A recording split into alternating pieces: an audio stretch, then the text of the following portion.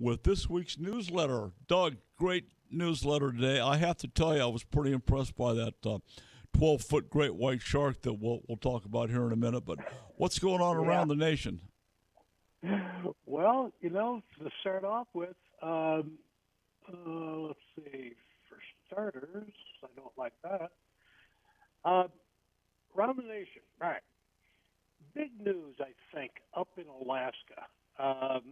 The Federal Subsistence Board voted on closing 60 million acres of public land in Alaska to non-local moose and caribou hunters.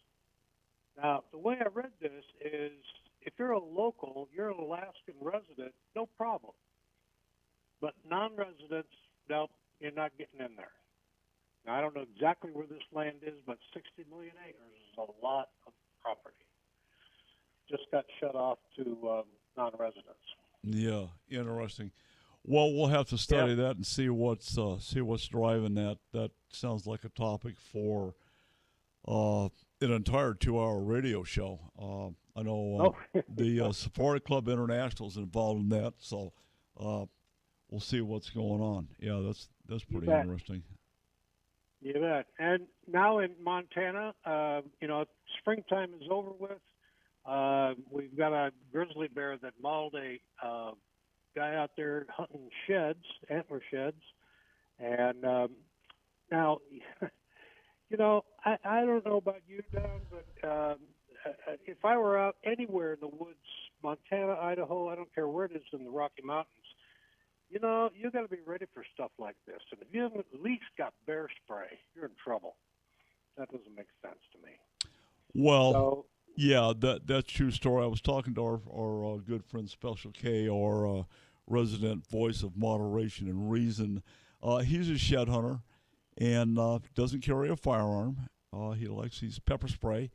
But from what we've learned, the bears consider that to be seasoning for humans.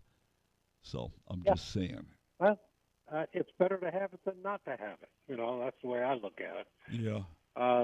And one last thing out of going across the country, there's quite a few things going on. There was in Michigan, they are out stocking large trout in the Huron River and Spring Mill ponds. Now, if you're not familiar with Michigan, the Huron River is a big river. So they're putting out 49,000 adult trout out there. Wow. That's a big deal. Yeah. Now, as we mentioned on the show, the idea of using what's called a hydrowave, Kevin Van Dam has got a quick video on what he does with that. But as you said, I think it might be well worth waiting for Mark to get back, because I understand, as you said, he likes to use this. Yeah, he's real big on the hydrowave. Yeah. Tubing. Now we're not talking about jumping on a tube and getting pulled by a boat. We're talking about tube fishing for bass. Yeah, tube baits. Now. Yep. Yeah. I use those a lot up in Lake Erie for smallmouth. That's a great bait, let me tell you. That's all we used, actually.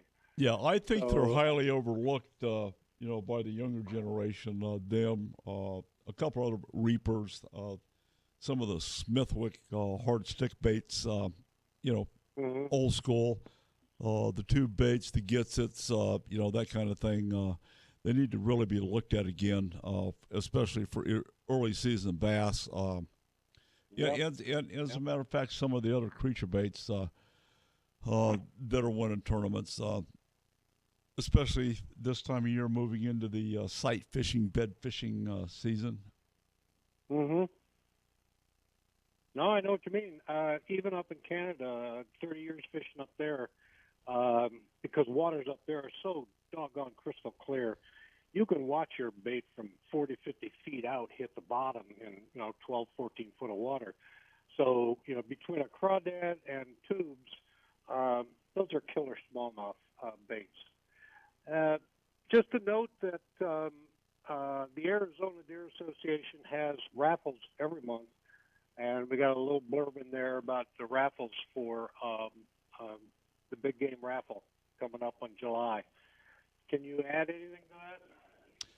Yeah, I think we can do a a whole show on what the Arizona Deer Association has done for the sporting community, for wildlife in general, wildlife habitat enhancement, and drought mitigation this year. So we just gave a check for $280,000 to the Arizona Game and Fish Department on Friday, and that's all designated for mule deer habitat. But that said, it's for all of God's creatures. We don't put a sign up there that says mule deer only. All others, keep out. And it's good ongoing work from the Deer Association. You can go to azdeer.org, click on news, click on projects, and see what the ADA has been up to. The other thing I wanted to point out, you've got a good article in there on line choice for topwater baits on braided line. I haven't watched that yet, but I am a proponent for a shameless plug for Power Pro. Braided line for topwater baits. It allows you the ability to finesse fish the topwater baits when necessary, and it eliminates the stress. The only thing you need to do is make sure you have a rod tip that will accommodate the no stretch aspect of the braided line and keep you from pulling hooks out of their face. So. Exactly. Because you can react quickly with braided line. Oh, yeah. Yeah. Now, another thing I saw up in Utah, they have documented the first case of COVID-19 in a mule deer. Now, I don't know anything about COVID-19 as it relates to wildlife.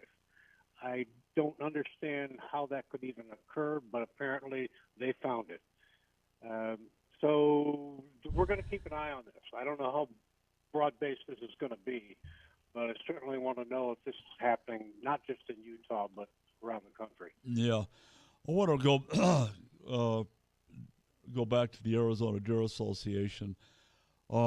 Their raffles are up. They have a high-quality custom rifle, which is a 6.5 Sherman short custom rifle with a Vortex Razor LRH 4.5 22 by 50 scope on it. And the proceeds are going to the Ukraine Refuge Relief Fund. And I think that's important to point out.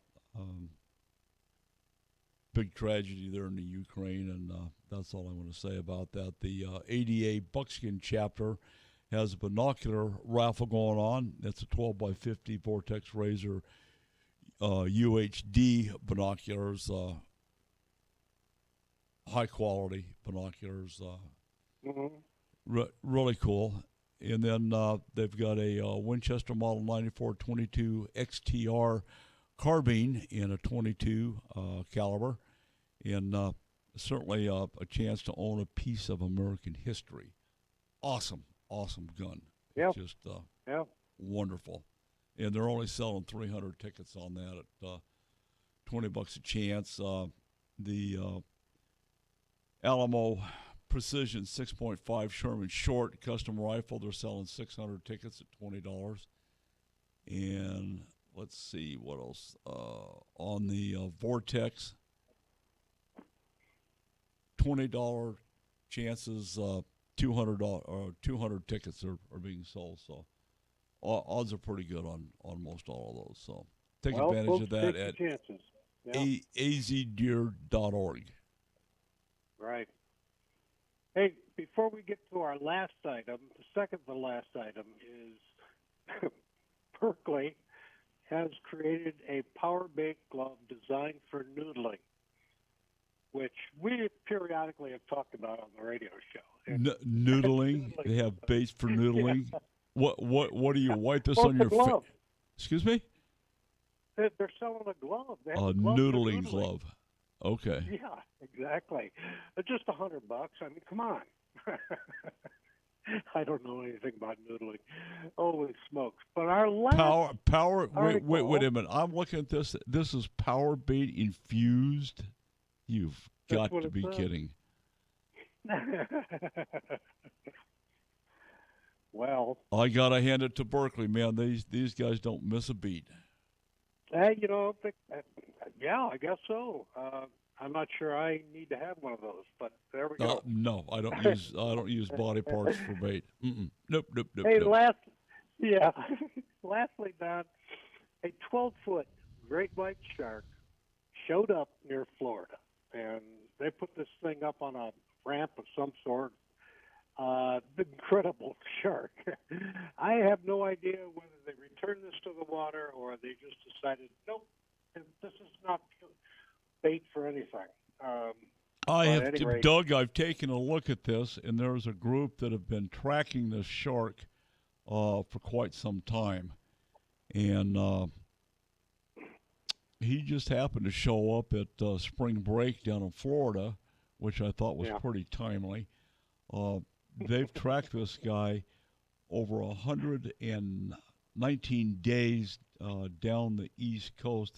This guy has traveled almost 4,000 miles, 3,910 miles in 119 right. days, That's and right.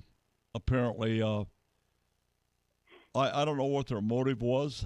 They yank him out of the water and do the weights and measures. This is a 1,600-pound, 12-foot long great white shark heading to Florida to hang out for spring break. Apparently, These sharks aren't stupid. I mean, come on. They've learned how to show up for human bait.